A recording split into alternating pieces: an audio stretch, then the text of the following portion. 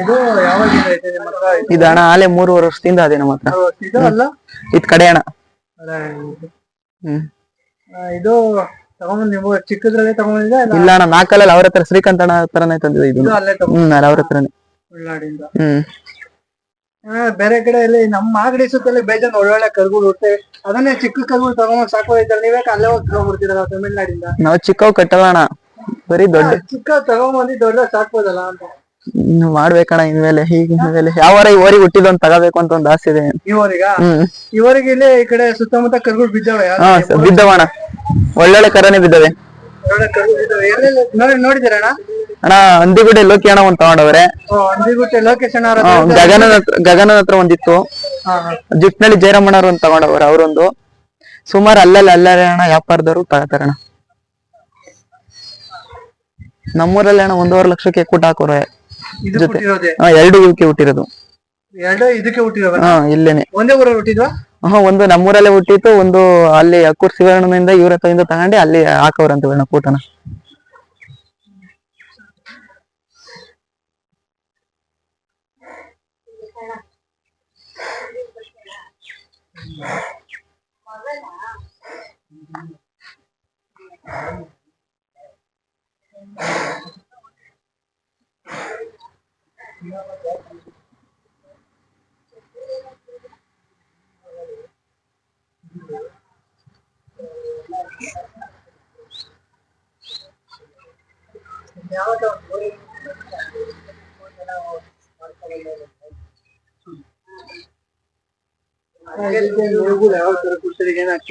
ಅಣ್ಣ ಚಕ್ಕೆ ಬೂಸ, ರವೆ ಬೂಸ, ಮೊಟ್ಟೆ ಡೈಲಿ ಕೊಡ್ತೀರಾ? ಮೊಟ್ಟೆ ಡೈಲಿ ಅಣ್ಣ.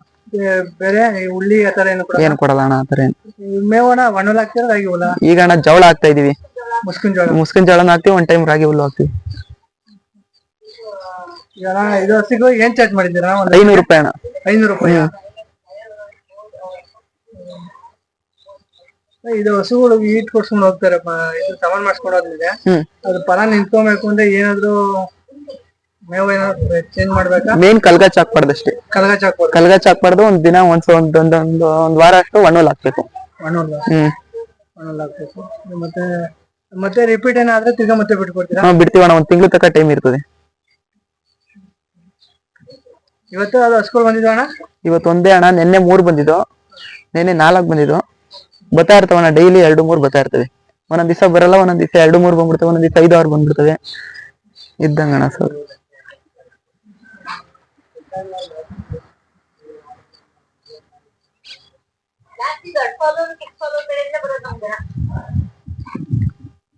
ಈ ಕಡೆ ಮಾಗಡಿ ಸುತ್ತಿಂದ ಈ ಕಡೆ ಬರಲ್ಲ, ಇಲ್ಲಿ ಕೂಟ್ಕಲ್ಲ ಈ ಕಡೆ ಬರುತ್ತಲ್ಲ, ಈ ಸೈಡ್ ಅಲ್ಲಿ ಯಾವ್ದು ಆ ಕಡೆ ಬರಲ್ಲ?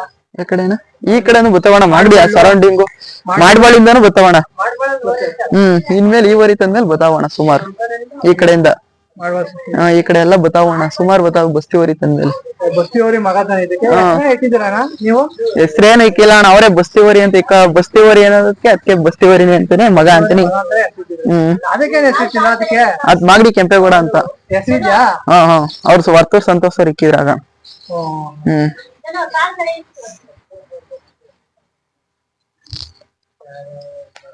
ರೇಷನ್ ಇಲ್ಲ ರೇಷನ್ ಇಲ್ಲ ಅಣ್ಣ. ಕೆಲವೊಂದ್ ವರಿಗಳು ಬೀಚರಿಗಳು ಅಂದ್ರೆ ಹತ್ರಕ್ಕೆ ಮುಚ್ಚೋದೇ ಇಲ್ಲ.